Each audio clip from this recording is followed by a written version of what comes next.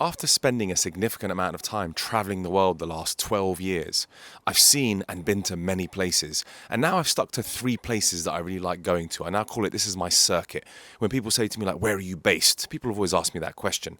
I now tell them I'm based between Bucharest and Miami, with drips and drabs in London, where I was brought up. If you're also a digital nomad and you're also thinking of relocating and going to these places, I wanted to make a video assessing all the 3 places I go to in 3 categories: women, lifestyle, and general fulfillment. At the end of each one, I will give a rating out of 10, and at the very end, I'll have a conclusive answer as to which one is the best. Let's start with Miami. So the women in Miami are super hot in terms of how they look. Okay? They look stunning. You get some of the hottest girls in the world. You get models that fly to Miami. And aesthetically, these girls do look very pleasing from a distance. However, there's a caveat. Most of them are actually low quality women. They're not very feminine, which usually means that they don't listen to you. They take more of a masculine role. And because there's many wealthy men in Miami, these women have a plethora of options to choose from. So if you piss her off, she just moves on to the next guy. So there's really not much loyalty there. The other disadvantage in America is that the law is really not on your side. If you make a mistake and you just decide to divorce your woman after a year, the law supports her, especially if you don't have a prenup. She'll take half your shit, and if you have a child, you'll be paying alimony for a very long time. On to lifestyle in Miami. Now, the lifestyle in Miami is unbeatable. I don't think I've been anywhere else in the world where the lifestyle was as good as the life in Miami. The beach, the sun, the events, the parties, the opportunities.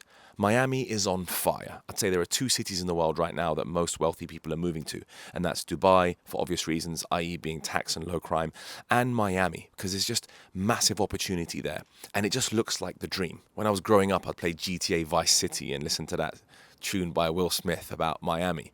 It was all just exciting, and when I got there, that's exactly what I received.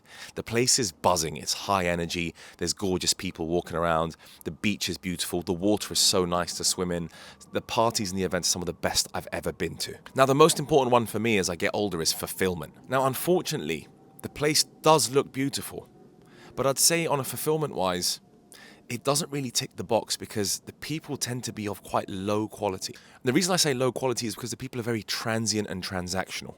It's all about how much money you have and who you are. Are you cool? Are you good looking? Do you have status? It's very hard to build deep relationships in Miami. I've been going to Miami for about 8-9 years. Now, I have many friends in Miami and many acquaintances, but not many deep-rooted friendships. Now, unfortunately, most people just have the wrong values in Miami. It's all about how you look, how much money you have. And those kind of Western values are very toxic if you're trying to live a beautiful life, a fulfilling life with a family, somewhere where you actually want to raise kids. So I'm going to give Miami an overall score of 7 out of 10. That's because it's fun, it's got the lifestyle, it's certainly got the opportunity, but fulfillment-wise, it doesn't really do the trick. The second place I want to talk about is where I grew up, where I was born and raised, London. The women in London, in general, tend to be of pretty low quality compared to the rest of the world. I have to say, walking down the street, most English girls are pretty ugly. So the general average of women walking down the street doesn't fail to shock me every time I come here. It's pretty damn low. So for the average guy, you're not going to meet many beautiful women. Now, I have access to elite women in this city, but for the average man, it's going to completely suck. So if you live in London and you don't have a nice apartment, a nice car, you're relatively handsome, you've got a nice watch, you won't get much attention from the super hot girls here.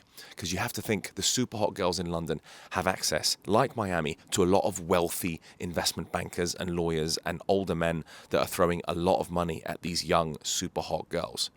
So the competition is extremely stiff, and the general average of beautiful women in London is pretty low compared to many places I've been around the world. Now, the lifestyle in London, I'd say, is pretty poor on average.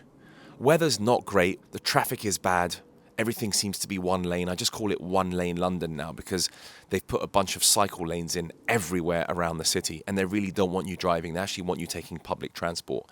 So if you drive a nice car, you've got a bit of money, this really isn't the place to drive it, especially because everywhere is 20 miles per hour, so there's no point driving a sports car in London. What I will say is London does have great events and lots of things to do, although the opportunities in the city are dwindling. And unfortunately, it's become pretty dangerous on the streets of London where your phone gets stolen.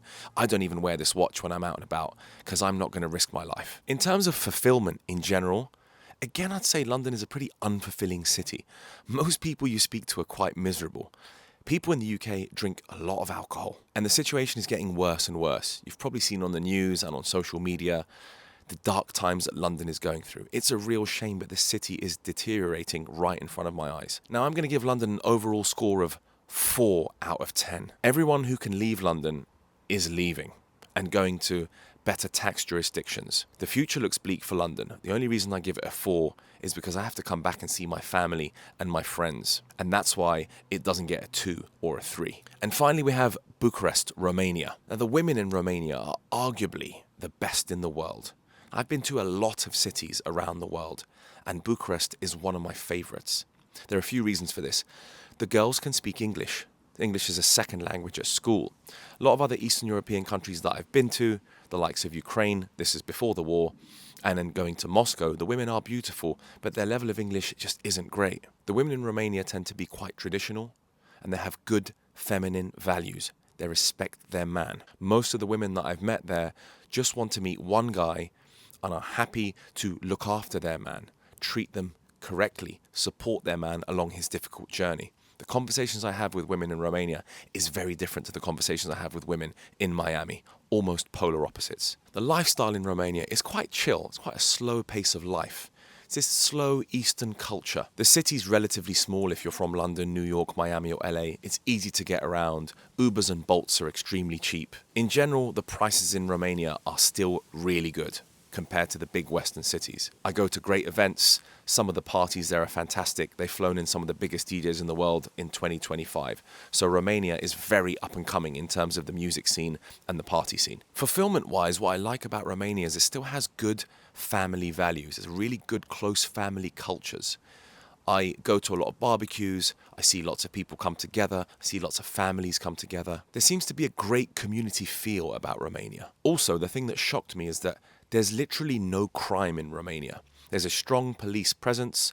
The mob do not run the country. The police are way more powerful than the mob, and they can be quite daunting walking around on the street with their massive guns, making sure that if you mess around, you'll know where you're going to end up. Fortunately for me, I have a great group of friends that I've been able to build a real good brotherhood of men, and that's what's made it much easier for me to live there and to spend quality time with quality people. Overall, I'm going to give Romania a 9 out of 10. Now, I'm certainly going to go ahead and get my residency in Romania. I plan to open a company there. I plan to buy an apartment in the center of town. I plan to start building a life in Romania. If you asked me this a few years ago, I would have laughed at you and said you're completely crazy. So there you have it. I hope that's been conclusive regarding the 3 cities that I spend the most time in right now. See, obviously for me, the perfect mix is to spend the majority of the year in Romania, the winter time in Miami, and a very short amount of time in London just to check up on my family and see how they're doing. I'm not quite ready to sacrifice anywhere right now. Despite the fact I gave London a 4,